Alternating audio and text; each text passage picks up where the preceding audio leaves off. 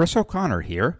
Join the Curmudgeon Rock Report's invite-only curmudgeonly community at facebook.com/curmudgeonrock. Also look out for a Spotify playlist that pays honor to this episode.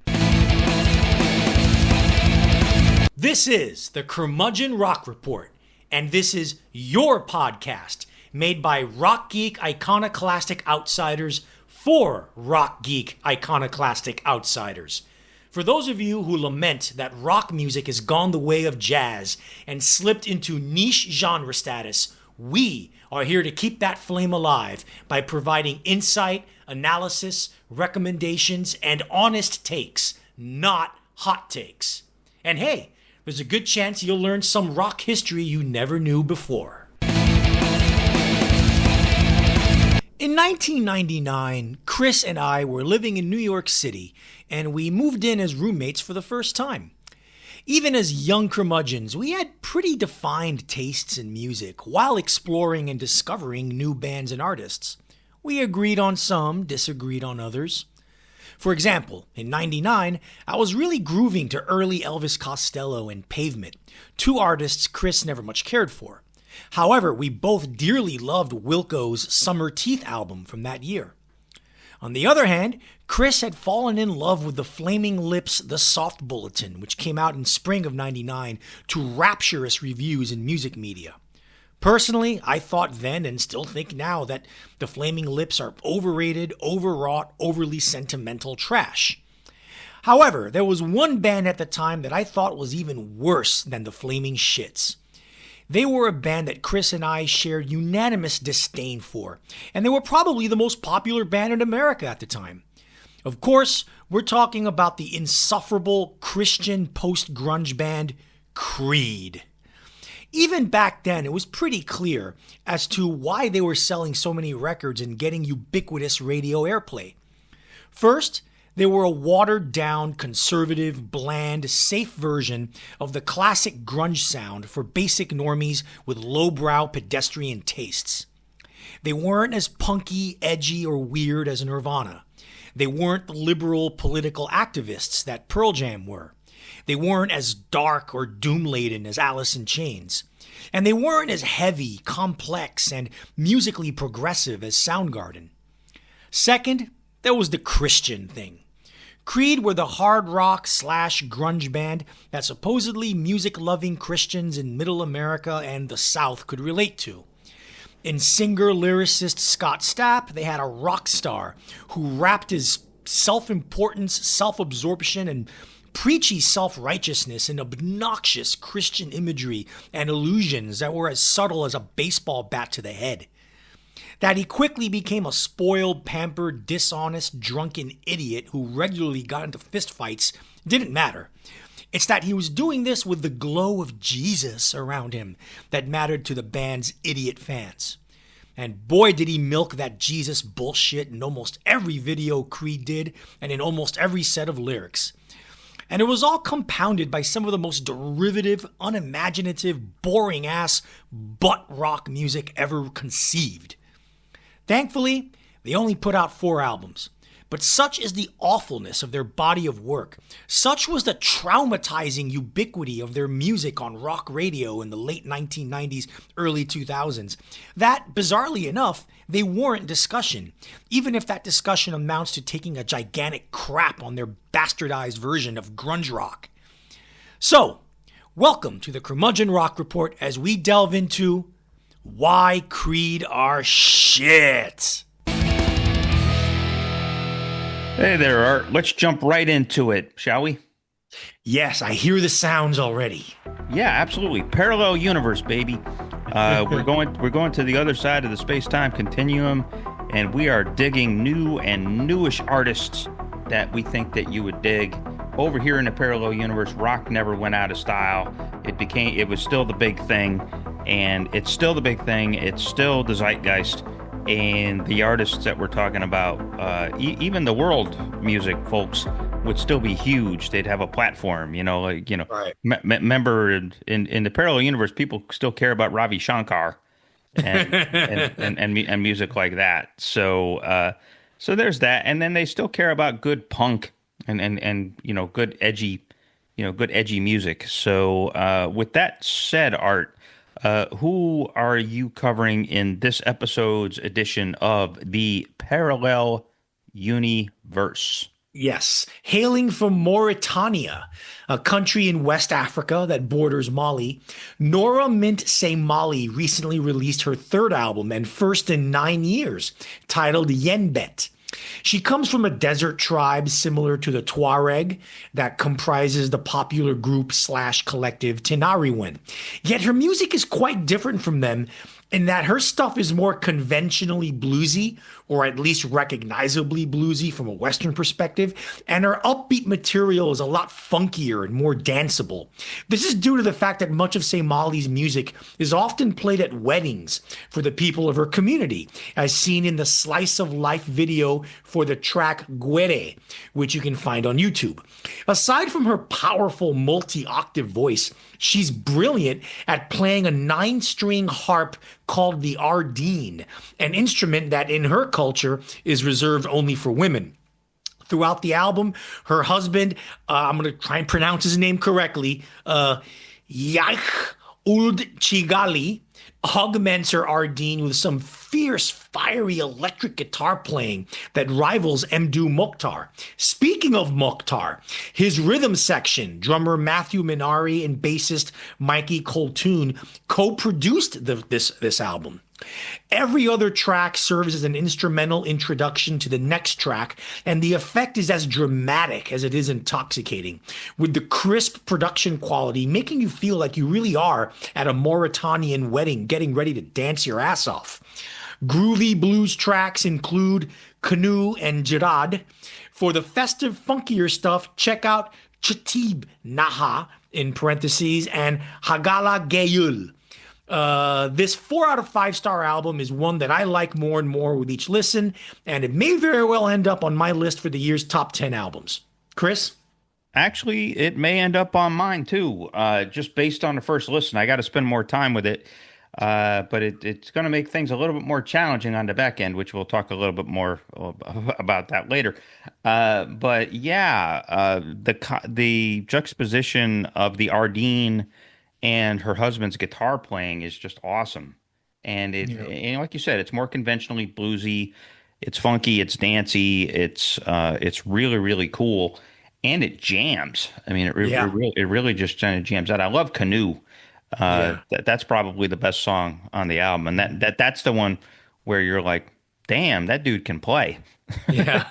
As far as it being a guitar track. So, yeah, and isn't it kind of it's fascinating to me that one of the main proponents and producers of African desert blues these days is a dude from Brooklyn named Mikey. That's Mokhtar's bassist. So it's just interesting. Mokhtar's definitely going to be in my top 5. His acoustic rendition of his 24 album is very, very good. But this is also very, very strong. And she's been around for a long time, but I hadn't heard of her until now. And so this is kind of a revelation for me. I mean, I love me some African desert blues.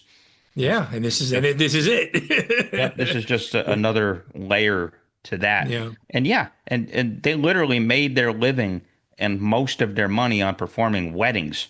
Yeah, for most of their run, and they've been able to, starting in like 2016, they kind of graduated to the international festival level. Right. So they would get like the first stage in like British festivals, and they meaning Seymali and her husband. Yes, Seymali. Yeah, the band. The band itself. I mean, the 4 players have been together for a long time.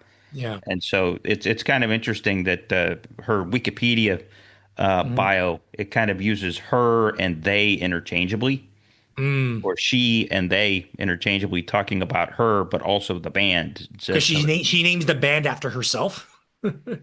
That's what they hint, but probably not. It's it's one of these things where, it's kind of interesting because, like you said, that her instrument, that Ardeen is tailored and is exclusively reserved for women in that culture, which ought to tell you that there's some rigid gender rules in that culture.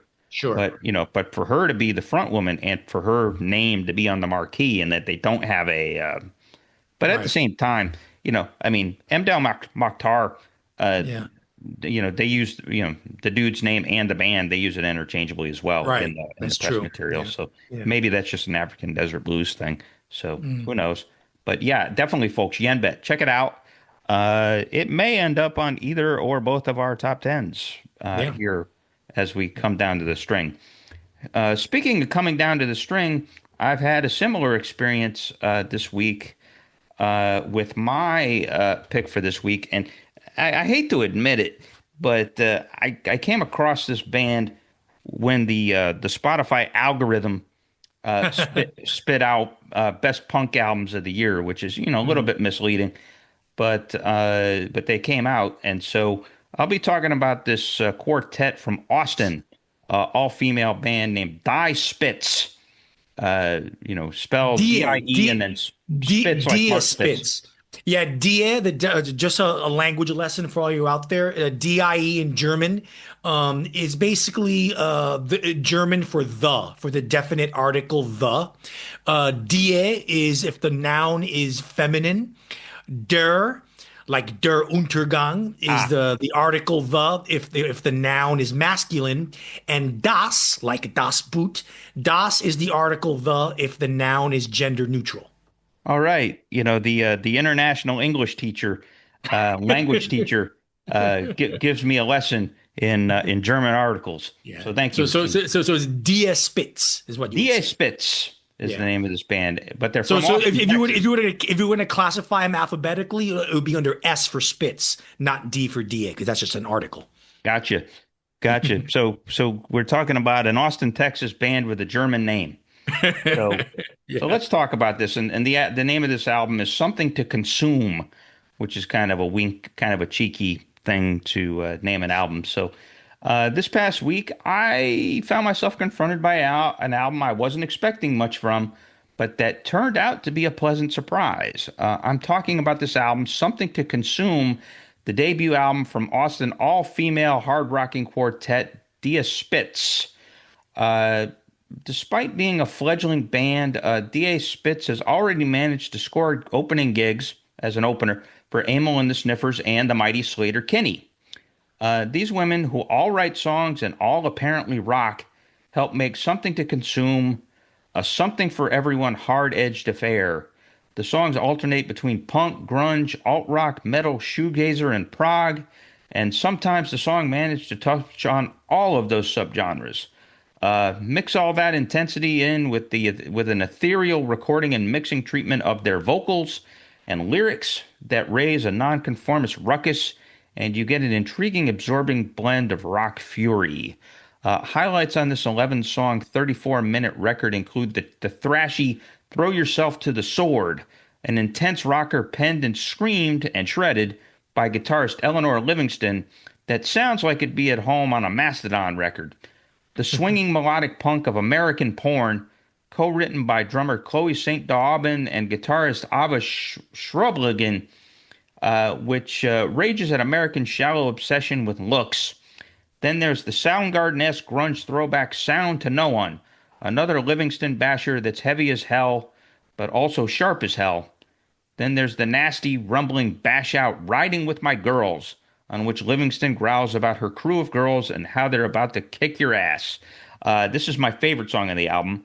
And then finally, It's very, very L7. yeah, very L7. Very L7. Yeah, that's a good call. Yeah, L7 is definitely a touch point for this band. And then there's Punishers, which is a shoegazer meets mid-90s alt-rock cruncher co-written by Dave St. Aubin and bassist Kate Halder that finds the band pining for a lover. This is the closest to mainstream that these ladies got. So there you go. I do have some more thinking to do between now and when we record our next episode, on which we'll be unveiling our favorite albums of 2025. With Something to Consume, D.A. Spitz delivers a clever mashup of rock and roll distortion and disruption that consistently hits you in the nads. Clearly, we have a band here with a bright future. Let's see how they develop in the coming years. And like I said, I have a conundrum. They may end up on the bottom rung of my top 10. What do you say, Art? I think this album's okay. I'm not quite as high on it as you are. I agree with what you told me off air or off transmission, I should say, that they're at their best when they're just rocking out riff rock. Not when Yeah. they're doing tricky time signature prog and melancholy mood songs. And Fuck all drone that. rock. Yeah. And drum, fuck Couple the songs drone get rock. into drone rock. Yeah, that's why I think. I mean, the songs that I really like here, obviously, I'm a big fan of "Throw Yourself to the Sword," which sounds like female Motorhead. Yep. I'm a big fan of "Pop Punk Anthem," which I think is probably the best pure song on the album. Yeah, it is pretty good. Yep. And That's then the there are a big couple. single. Yeah, Yeah. well, I'm not big. It's not on the radio or Well, anything. But anyway, but then there are a couple of others that are good. The one that I mentioned that sounds like L7 is quite good. But I think they need to get a little. I like to hear what they do for their second album and hear them get more consistent with their songwriting. Yeah. And just stick to what's good. I know, well, if you're young bands, they want to try everything. Oh, we're eclectic, we're diverse, we do so many different things. Okay, yeah, it's cool. It's cool you tried many different things, but are all those different things well written and good? Yeah, So and that's the thing. At some point, they're a little bit democratic right now in terms of a songwriting and singing. little too democratic, I think. Yeah, and that's the thing. Livingston is really good. Like her songs, Yeah, she's more of a shredder and she's more of a thrasher. She's more of a punk gal. yeah, And like I said, "Riding with My Girls" is, like I said, my favorite song on it. It reminds me of Amel, actually. yeah. Very, very good. But They St. Aubin tends to be a little bit more ethereal, a little bit more drony. Yeah, yeah. So that's what I'm saying. We have enough of bands like that in the indie scene. Well, yeah, way too many. Yeah, It's just kind of interesting that they have songs that go both shoegazer and prog. right. So they do some interesting dibbling and dabbling, but at some point they ought to become less democratic. And my hope is that Eleanor Livingston kind of becomes their linchpin. Chris here again. We usually end our episodes by inviting you to join our Curmudgeonly community page on Facebook. Well, we're picking up our efforts there. Know people just as passionate as us about rock and roll? Invite them to join in the fun. You don't actually need our permission to do so. Also, expect to see a lot more content up there moving forward. Our mission is to engage you, so darn it, we'll engage you like a fire hose. Or maybe like a firehouse, if we're going to give love to Gene Simmons. We may also be making a few offers. Want to wear a t-shirt featuring our logo? You may have that opportunity soon. So be a fellow curmudgeon, help us expand our little community, and share your own musings via your own posts. We're at facebook.com/groups/curmudgeonrock. So, why exactly are we shitting on Creed? There's a lot of reasons to shit on Creed. Their legacy. Yeah, they were fortunate enough to score like 3 or 4 big radio hits that will never die, and so that's one reason that we still have to put up with them. But here's a legacy that kind of is not so good, and it makes them particularly galling these days. Not really their fault, but it just kind of shows the influence. So earlier this year, the NFL announced that Puerto Rican superstar Bad Bunny would headline the Super Bowl here coming up in February. And of course, that sent all the crackers and all the racists into a big tizzy. Like Christy Noem and Corey Lewandowski from DHS saying, "We're going to send ICE there." And I'm like, he's a fucking Puerto Rican. He's an American. They are Americans. They are American citizens already. Yeah, and besides, anybody they could deport at the Super Bowl can't afford the tickets. So it's just so stupid. And so, as part of this, some of the Trumpist influencers, and I think Turning Point itself actually entertained this for a little bit, but there was this push to get Turning Point USA, which is Charlie Kirk's organization, basically their kind of Hitler Youth Yeah, organization, basically. Yeah. brainwashing young men. But there was a suggestion that there should be an alternate halftime show that Turning Point would do that, and all the racists could turn off Bad Bunny and turn on to that. And one of the more troublesome influencers in Trump world and on social media is this guy named Jack Posobiec, I think is how you pronounce it, or Posobiec. He's bad news in the sense that he's married to a Belarusian, so that ought to tell you something about sort of whose side he's on in international politics. But he basically parrots the line, very very racist, very inflammatory, and he was out there saying we need to have Creed headline the Super Bowl, and so he put up Creed as the alternate entertainment to Bad Bunny, which, I mean, think about a contrast in that, I mean, yeah, you and me, we're not necessarily the biggest fans of Bad Bunny, but better than Creed. And so this idea of bringing in this terribly derivative grunge band from the late 90s and early aughts to be, into sort of this very shallowly Christian band, and we'll get into that in a bit, and as we talk about the albums, to make them the paragons of white virtue was just really kind of tells you everything you need to know. That this is one of the favorite bands of some of the worst people in America. Credit to Creed, they didn't take up the offer. Right. I don't know if an offer actually ever went out. The suggestion was out there. Yeah. And and they were getting push on right-wing social media, and they do have through social media over the last few years there's been a revival. Them and Limp Bizkit, another one of our shit series bands, are in a big revival phase over the last couple of years. But so there you go. Creed, the favorite band of shitty people. And they got Kid Rock instead for their halftime show.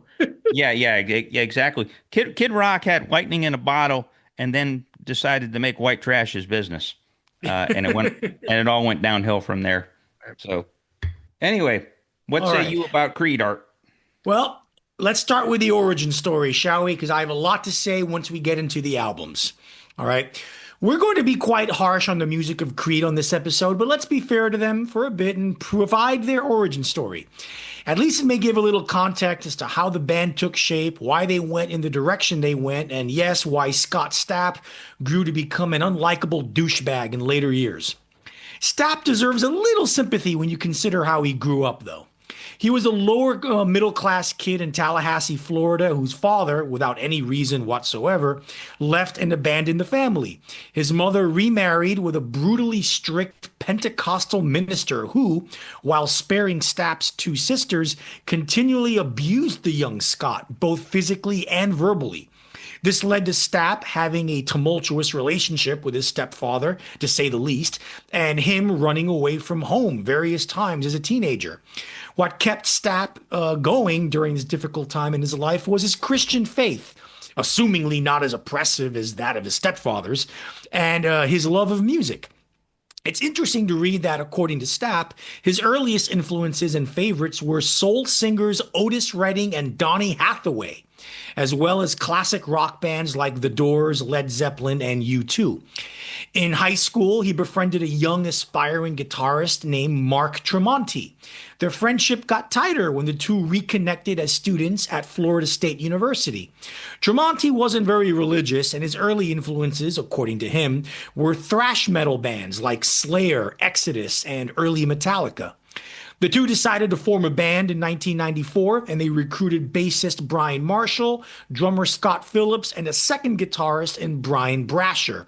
They called themselves Naked Toddler. But that name didn't get the best reaction in the Tallahassee club scene. Marshall had been in a band called Mattox Creed, and Stapp decided the second part of that name sounded good for the current fledgling band. The rest agreed, and Creed were born. Brasher left the group in 1995, leaving Creed to be the classic quartet we all know now. His leaving the group coincided with them actually getting more popular in the local Tallahassee scene, selling out various clubs and dive bars. In 1996, a bar owner named Jeff Hansen was so impressed with Creed's live act that he offered his services as a manager and signed them to a small management company that he also owned. Hansen knew a record producer named Jeff Kurtzweg, and he promptly got Creed to record an album with Kurtzweg at a small Tallahassee studio called the Kitchen Studio. For a mere $6,000, Creed recorded their debut album, My Own Prison, and released it on their own indie label Blue Collar Records in April '97. Through really strong word of mouth support, songs from the album got played at local Florida radio stations, particularly northern and central Florida. This grassroots popularity led to the album selling a very impressive 6,000 copies and drawing the attention of major record labels. According to Tremonti, both Atlantic Records and Cherry Universal Records passed on them because they felt Creed's grunge rock style was passé and outdated. Fortunately for them, they had an early fan in Diana Meltzer, co-owner of New York-based indie label Wind Up Records, which had major label distribution via BMG. She loved My Own Prison, and she and a few Wind Up executives flew down to Tallahassee to catch a Creed show. They immediately signed the band and had them remix the record for commercial radio appeal. Wind Up re-released My Own Prison in August 1997, and it became a massive overnight success with 4 of its singles eventually going to #1 on the Billboard Modern Rock chart. By the end of 1998, it had sold a whopping 6 million copies, and Creed were stars. But before we go negative and tear into the band's discography, what are your thoughts, Chris, on Creed's origin story? Yeah, there's a few things. One, behold the power of having one fan in a high place. Yeah. In the sense that, Meltzer, heard My Own Prison as a radio hit. And, obviously she had a good sense for that because that was a big hit. And, for his Pearl Jam and Alice in Chains quoting as that song is, she at least had that. So, there's that. There's also the testament that, these origin stories sometimes, and, in certain genres and in certain places and in certain like college markets, smaller markets, it's always kind of inspiring to hear about how hard these folks have to work. Yeah. To make it big. And, the fact that, basically it was their manager there that paid for, it was Hanson, paid for the first pressing of the album, which was 5,000 copies, and that sold out in a month. And so word of mouth, a little bit of radio play, club buzz in Tallahassee to do that is a pretty strong accomplishment. So you have that. And then, we also have the other dynamic that you got a lot during this era, which was really good guitar players in really bad bands.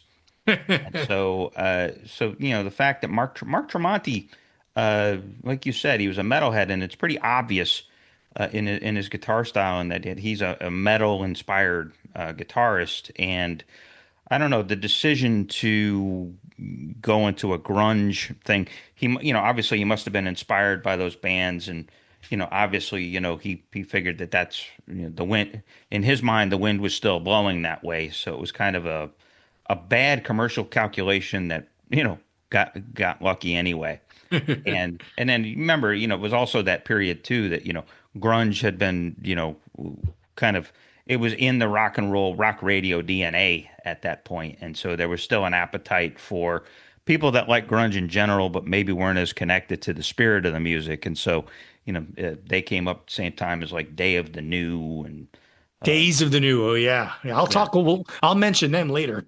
Yeah, some of those other phony grunge bands. So there's that, and then and then look, I'll just say it right here, because it's going to come up in a few instances.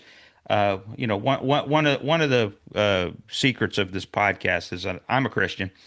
Was baptized back in 2018. And, regular churchgoer, regular Bible reader at this point. But I'm one of these people that says that it would be a whole lot easier if it wasn't for the people, uh, and for the church, you know. So it's one of these things for me that to see, okay, maybe Stapp had an earnest Christian background, but he just didn't have the, you know, here was a chance to get, and this happens a lot in contemporary Christian music, by the way.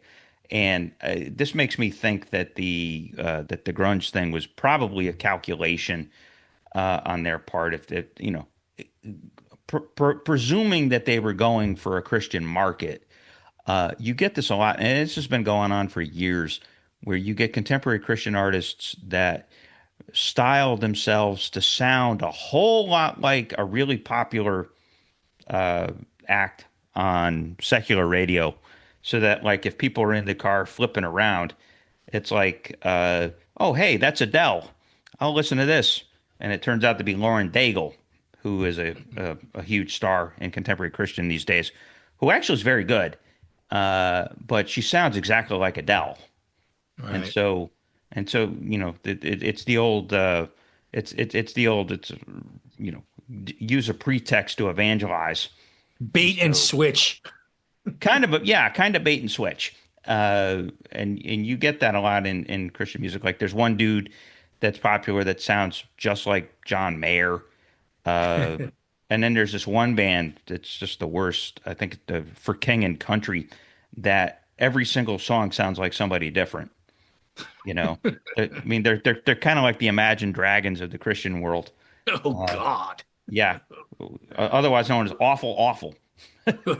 You know, yeah, that's the thing. There is such a thing as good Christian music. It's the worship music.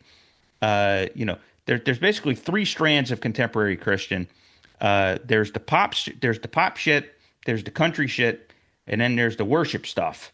And notice that I didn't say shit for the worship stuff. Uh, the pop shit is really shallow and really self-absorbed, and it's all about how I went through hell, and isn't it swell that Jesus saved me? And it's like it's very narcissistic. The country stuff is just about as bad, but it's hokier. It's like talking about my Jesus, you know, and that kind of thing. Whereas the worship music, uh, that's like really, really well written, really well crafted, well felt stuff generally. There's a guy named Phil Wickham who's a really great songwriter. And I always say, it's still not the greatest productions in the world. That there's a lot of drum machine kind of stuff, and very sort of not engaging arrangements. But I always say to myself, listen to those songs, and if you can imagine a Pearl Jam or a Soundgarden singing those songs, then that's a good song. So that does happen. But so maybe part of the origin was that they were trying to do that phony Pearl Jam for, bait and switch evangelical purposes. Who knows? So I'm willing to bet that's probably what it is, but it and could I be. think at least what I'm going to say about their albums would lead credence to that. Yeah. And just so everybody knows, Art's a proud atheist, and he's got my permission to be an atheist And a hedonist. and a hedonist. And just so everybody knows, I'm a Christian socialist. So I'm not one of those assholes. And I'm a socialist too. I mean, Hey, how about that? I'm going to hell 3 times over. On this episode, we dissected and ripped apart the terrible music of Creed. For the next episode, we're going to be 100% positive because it's that time of year again. That's right, it's time for both curmudgeons to give their picks for the top 10 albums of 2025. There's going to be some overlap, some disagreement, but nevertheless, these are records that we think are absolute must-haves or must-listen-tos and are the very best of this year. So join us next time as the Curmudgeon Rock Report brings you the top 10 albums of 2025. All right. Thankfully, there are only 4 albums in this insufferable band's discography. So let's get right into it. In this, hold on, I'm fucking this up here. Okay, back to it. Start over. Try it one more time. One more time. Okay, so we're going to go into this most insufferable of bands' discography. And thankfully, it's only 4 albums. So we can get through this exercise in masochism pretty quickly. The first album, My Own Prison from 1997.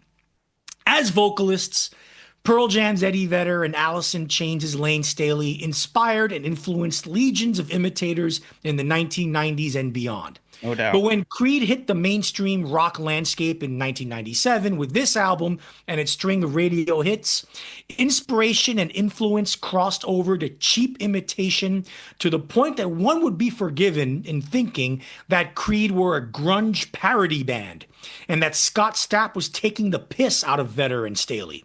At least that's what I thought when I heard Creed for the first time. As for the music, listen, we love the subgenre of grunge, especially the first wave of grunge bands that single-handedly saved rock music. But by 97 and 98, grunge's time had come and gone. And of the very few bands of that first wave that survived, Mudhoney and L7 went back to the underground, and Pearl Jam, while still hugely popular, were playing an evolved style of rock that you really couldn't call grunge anymore. The fact that you had this new wave of quote unquote post grunge bands like Creed and Days of the New emerging with their copycat sound. Like seriously, Days of the New literally sounding like they wanted to base their entire career on Alice in Chains' Jar of Flies EP. Yep. The fact that you had this new wave of post grunge bands, it really seemed backwards, heavy handed, overly obvious, and frankly quite dumb. And here's my key point. At least with post-punk in the late 1970s, early 1980s, those bands were not repeating the first wave of punk bands. They Not even built close. they built on the back to basics philosophy of punk and expanded the parameters of what it meant to be punk and with experimental sounds and the incorporation of different styles and genres. Yeah. Post-grunge bands like Creed and Days of the New and Bush, Candlebox, and Live before them just produced a watered-down, bland, predictable regurgitation of grunge without any of the originality, inspiration, and musical forward-thinking of their grunge forebears. Post-grunge wasn't really post-grunge. It's just grunge redux and Yep. much worse. So, yeah, my discussion of Creed's My Own Prison album is essentially a condemnation of quote unquote post grunge in general, since there's nothing in this album that merits real discussion on its own because it's a fucking piece of shit. Chris? Yeah, it is a piece of shit, and but there's a couple of reasons for that. So I'll admit, the first time I heard My Own Prison on the radio, I was like, "Is that Pearl Jam?" Because like seriously, he sat, his delivery in that song, he sounds just like Vedder, and then the choruses, Tremonti has does backing vocals, and the two of them together sound really like Vedder Yeah. in those instances, and so yeah, that was really unfortunate. And there's a couple of other reasons to be appalled by this record. So yeah, you said the post grunge thing is it's like remove all the spirit and essentially you're kind of doing a karaoke routine.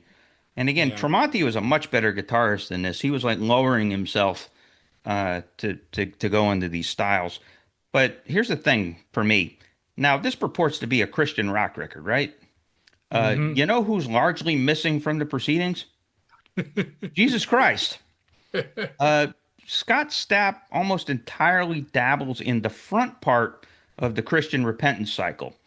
There's a lot of shame and a lot of guilt and a lot of lamenting here, but there's literally no redemption.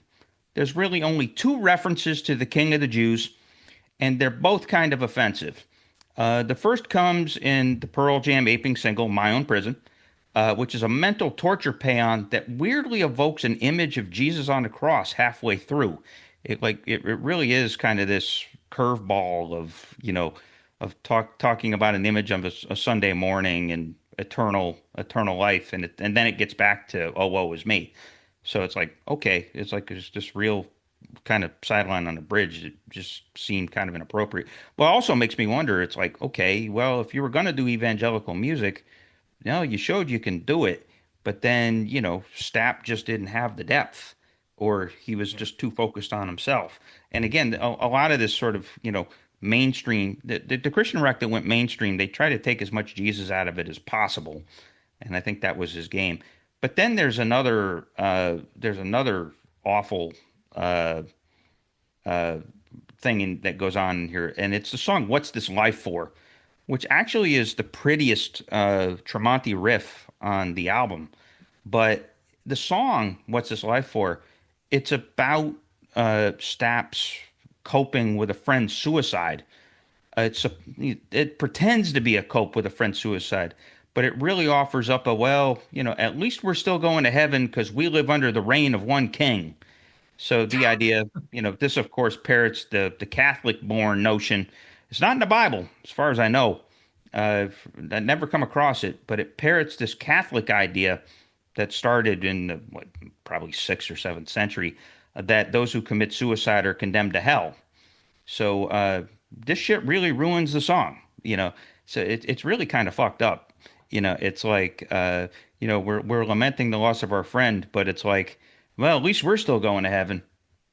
It's just kind of, Yeah, I mean, it's just yeah, it's a little, like you said, it's shallow self-absorption. Like aren't I great because Jesus saved me? Oh, God damn it, man. yeah, You I know? yeah I know, and again, a lot of the pop contemporary Christian does that. Yeah. Um, and the stuff that crosses over barely mentions Jesus. Like Lauren Daigle, who's really good, barely mentions God or Jesus, but it's pretty. If you know Christianity, then you know what she's doing. But anyway, otherwise, again, this is basically them appropriating bad Motorfinger era Soundgarden, Dirt era Alice in Chains, and 10 era Pearl Jam. Right. Safe, pleasing, grunge sounding stuff for folks who were never really invested in the spiritual depth of the actual grunge in the first place. Easy listening grunge. Yeah, yeah, and the next album is kind of more of the same. Human Clay from 1999. Here's a 1999 quote from Scott Stapp when interviewed by the Washington Post. Quote, "We are not a Christian band. A Christian band has an agenda to lead others to believe in their specific religious beliefs. We have no agenda." End quote. Are you fucking kidding me? Just listen to the lyrics. This isn't using Christian imagery to ask big questions about faith, a la peak U2. The first huge hit single from this album, Higher, has lyrics that are literally about wanting to go to heaven and trying to get as many people as possible to join them. It's the southern white boy rock version of the Impressions' People Get Ready. If the white boy rock was the most derivative, boring, fake grunge butt rock variety. And the video drives the point home, with Stapp doing his arms spread open, Jesus pose, rising to the sky with the light of God shining on him. Give me a fucking break. Here's another more recent Stapp quote from 2022. Quote, "I knew I couldn't live the life that someone who was a Christian artist was supposed to live. So Creed was not a Christian band. They didn't want to live with that pressure. And that burden, that was not something they signed up for. They signed up to be in a rock and roll band and everything that came with it. I went to the complete polar opposite of what a preacher is. But still, in my writings, I could not escape what I knew was right or what I felt was right. And that is to point people to God, to point people to something greater, to point people to a spiritual life in a spiritual realm, which I knew was real, which I had felt as a child, and I felt on stage thousands of times and continue to this day." End quote. Yeah, I mean, but that's honest at Hello? least, right? Pointing people to God and to something greater, pointing them to a spiritual life in a spiritual realm is an agenda. That's an Yeah, agenda. that is That's an the whole agenda. point. That's I the mean, whole point of Christian music in general. but at While least it's quite he admitted he wasn't living it. Yeah, So well, here's the thing. While it's quite possible and maybe likely that the other three members of Creed were not and had no intention of being a Christian rock band, their lead singer was the front man, the media spokesperson, and their lyricist. He single-handedly made them a Christian band. yeah, Take into account the other massive hit from this album, the ballad With Arms Wide Open. Granted, the song is about Stapp first finding out that his wife is pregnant with their first child. Yet Stapp was not a stupid person. The opening lines are the following.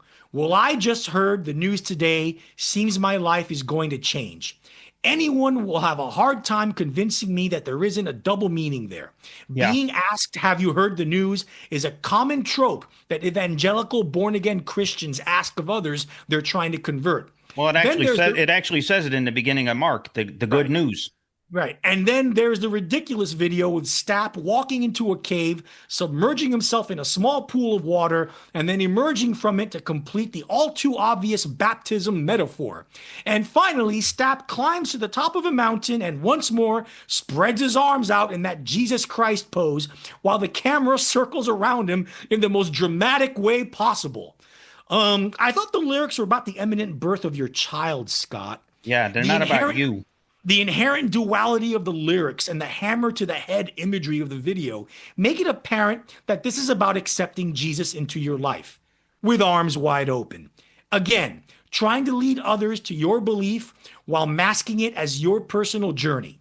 And the music, throughout this whole album, see my earlier comment about the song Higher, or my comments in the opening parameter setter of this episode about watered-down grunge for the lowest common denominator of lowbrow pedestrian normie music fans. Fuck this shit. Chris? I got to admit, I do like With Arms Wide Open. That's a good pop song. The thing about it, but I like it now. At the time, I was with you. If you take it as a celebration of becoming a father, and you leave it at that, it's a good melody. It's a good solo by Tremonti. I mean, the guy had chops. And again, it was a huge pop hit for a reason. It was a really good, strong pop song. You had that double meaning, and there's other spots in the album too where it's pretty obvious. Like the opening song, "Are You Ready," is very much a "Are you ready to come to Jesus" kind of thing, which is a little galling as well. But I can't take this album seriously for a couple of reasons. One, with the exception of With Arms Wide Open, every single song sounds the goddamn same. Yeah. Basically the same. Basically variations of the same riff and the same friggin' bridge on every single song. Just relentlessly boring, relentlessly repetitive, relentlessly derivative. Like I said, it's just more.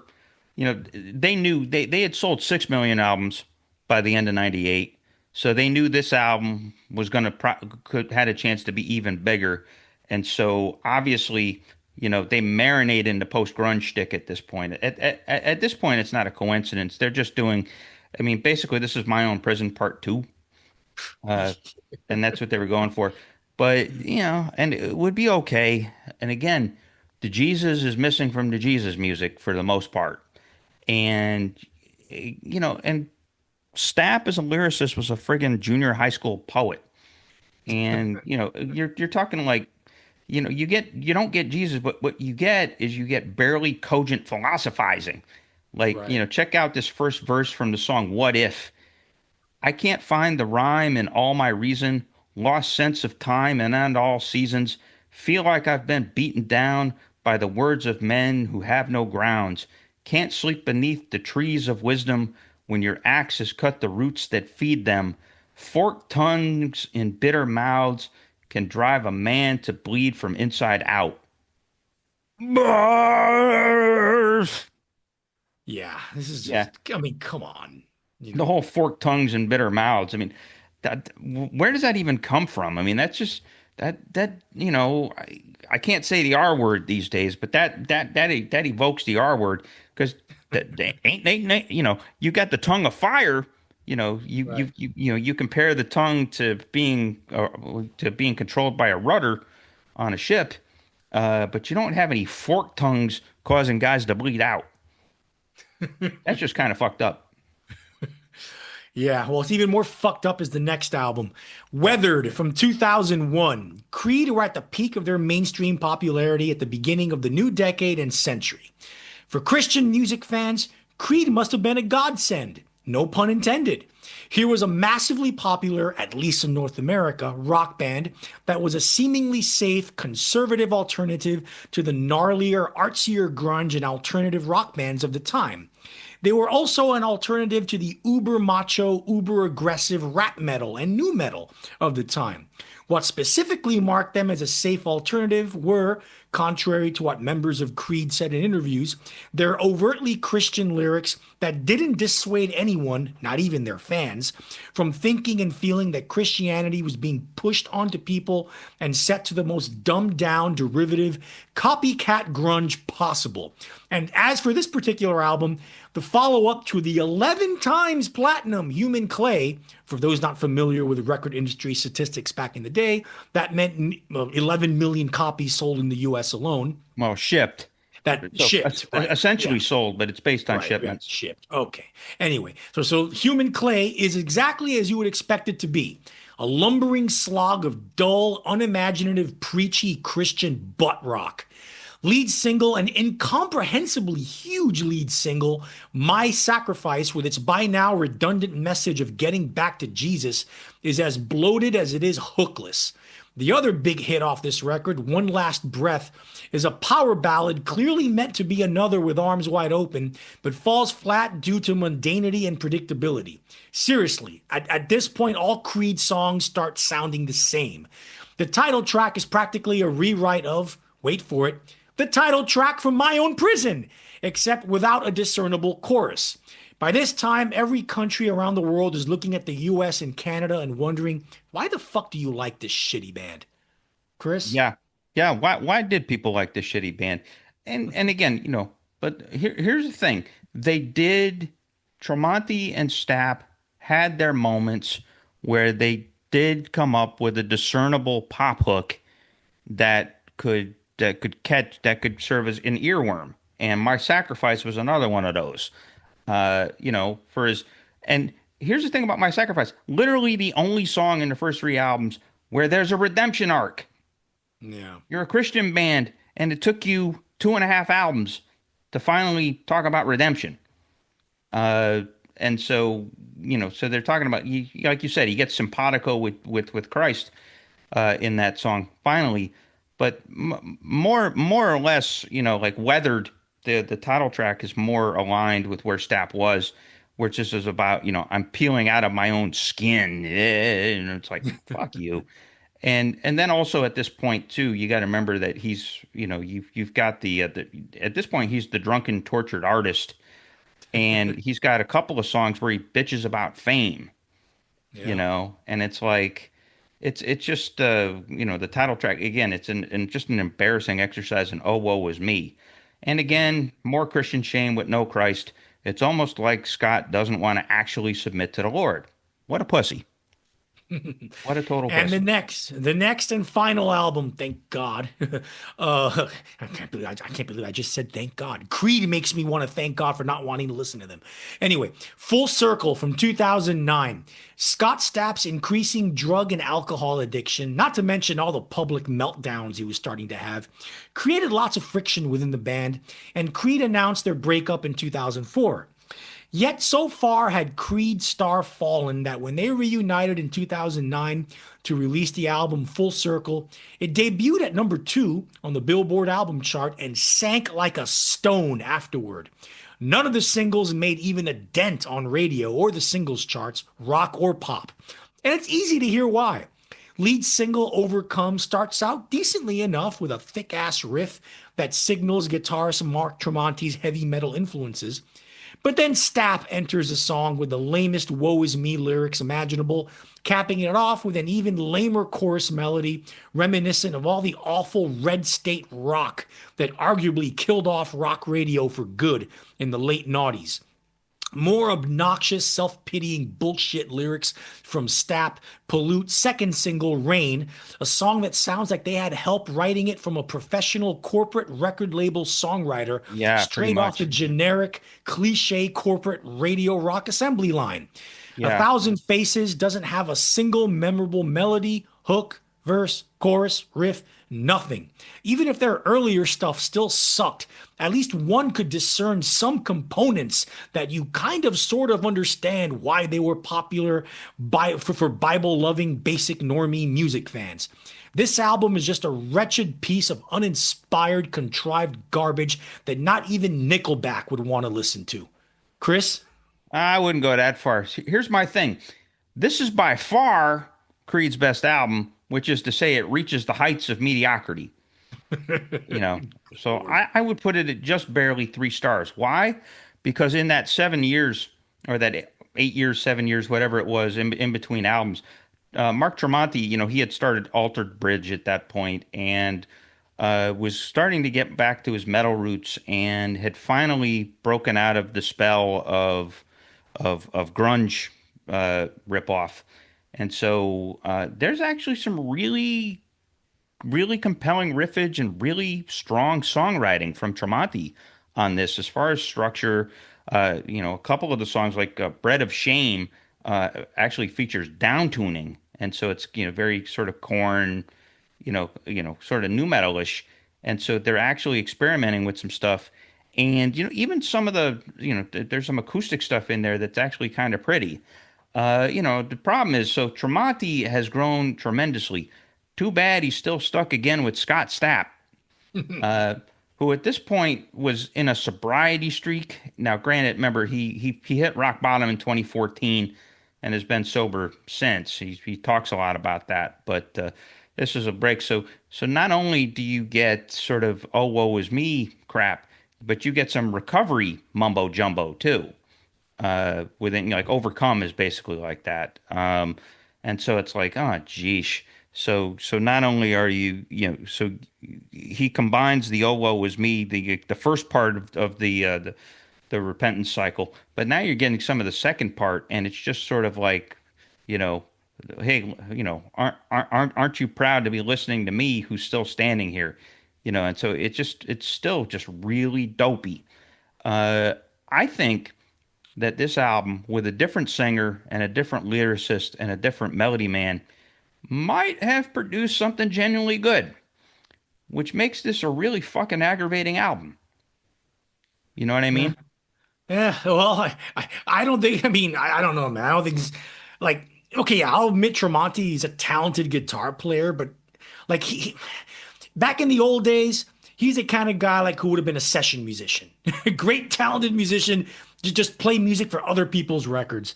And, yeah, but at least here he broke out of truly awful songwriting. So he showed the potential of somebody that might one day like write great songs.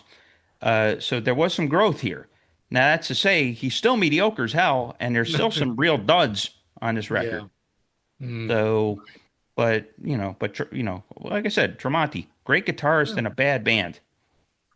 I've never bothered to listen to Alter Bridge, so who knows? Maybe there is some. They're a much better band. The front man he's working with there is much better singer, much better melody guy, much better lyricist. Christian stuff or no? Secular? Not really. Okay. Not as overt. No. But they're a much better band than Creed, and like some of the like Metalingus and songs like that are really, really Well, good. isn't it the same band as Creed, just the different singer? No. It's I think it's Tremonti and two other guys. It's Tremonti and like 3 other guys.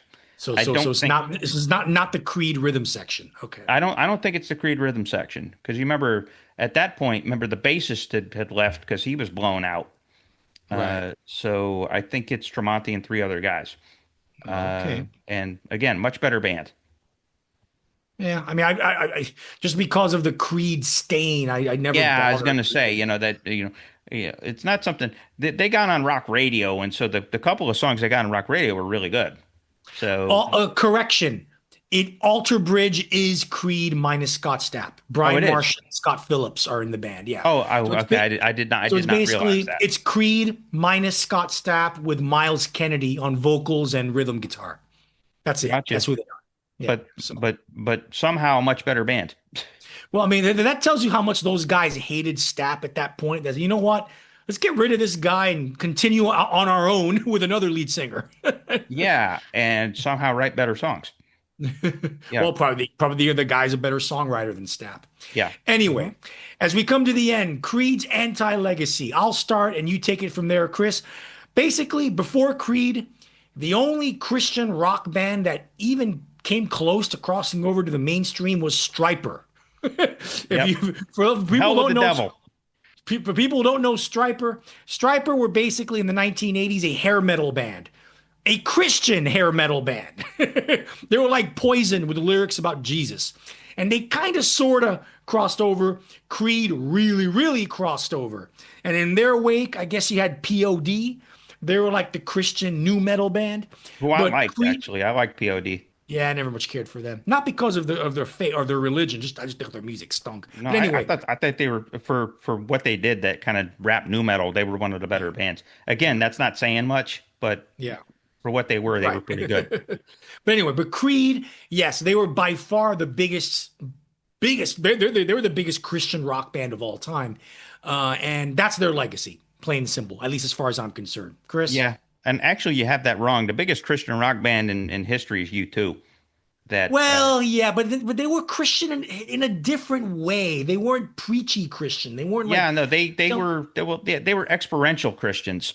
the And point of Christian music is to basically pontificate and convince people to go well, to Jesus evangelize. and go to the Lord, Yeah, evangelize.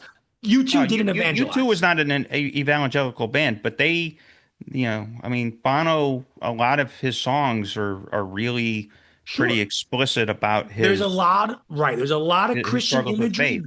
but they're not evangelizing. That's the key point. Even Yeah. Stapp said it himself in that quote. The Christian music is about an agenda, getting people to turn over to Jesus. That Well, wasn't well, that was that wasn't that that's the was thing. That there's evangelism music and then there's worship music. I mean, yeah. one of the best Christian rock songs of all time is Yahweh by U2. Mm, sure. Right. 40 is another one that, Right. basically Yeah. quotes a psalm. But And then anyway, you two are actually a good band. As far as yeah, Creed, yeah, no, what? they were a good band, and but they snuck in a lot, that Right. people didn't realize that, Mhm. that it was ambiguous enough that it could be love songs And there where was a lot of questioning of faith in U2's yeah, a lot of lyrics. questioning of faith and a lot of Yes. like Yeah. one, Yeah, could be no, no, seen no, as no. Yeah, no Christian rock, like real, true Christian bands do that. But anyway, yeah. back to Yeah, Creed. I understand what you're saying. Yeah, Contemporary Christian is kind of an evangelical construct. U2 was doing their own thing. right. Sure. But anyway, Anyway, Creed. so the other legacy of them was that it doesn't matter how bad of a band you are. If you score like three or four big hits, then it can translate, because now what you're seeing is that Creed is kind of a social media darling. That Mm, some of their songs were used in TikTok videos and on Twitter and found new life. Excuse me. And yeah. that includes that includes Higher. That includes Are You Ready? Obviously with Arms Wide Open. Some of those songs, and actually the one that I think that probably the biggest of their songs these days is My Sacrifice. Mm, That song's all over the place on social media. So, and just last year, you're talking about the Gen Xers that grew up and now they have money to spend. There was a Creed cruise. Like how like Kiss does their cruise. Well, there was a Creed cruise.